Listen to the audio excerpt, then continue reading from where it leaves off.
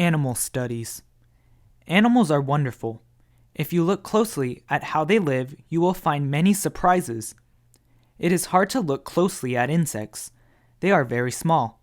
Many of them fly away when you go near them, but if you have a chance to watch them, you will learn how they live.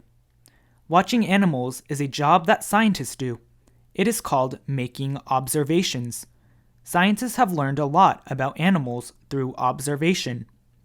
Scientists learned about insects by studying them. They found that insects have tools. They use those tools to live. One example of insects that use tools is the sawfly. Imagine what the sawfly is like. It is a fly that is not like many other flies.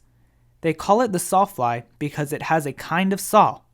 It's not a real saw, but it looks like and works like one.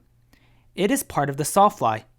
The sawfly uses the saw to make places where the eggs will be safe. It saws at plants and stores the eggs there. Then the sawfly does something very special. It makes a sort of homemade glue that fastens the eggs to where they are laid. We are not sure how it does that, but if you can watch the sawfly, you will see this happen. Some insects have cutting instruments that work just like scissors. The poppy bee is one example. This bee also has another tool that could bore into old wood. It looks like a tool that carpenters use. Carpenters make things out of wood. Poppy bees also make their nest out of wood. Scientists observe birds too. They have seen birds use their bills to get what they need. Some birds use their bills to cut into wood. They have sharp bills and they can cut a hole in a tree. They drill the hole to get inside the tree where the insects live. Then they eat the insects. Every animal is amazing. Even dogs and cats can surprise you.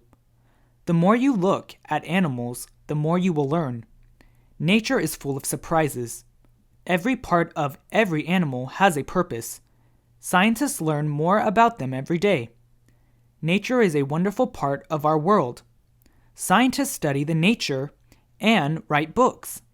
They help us learn more.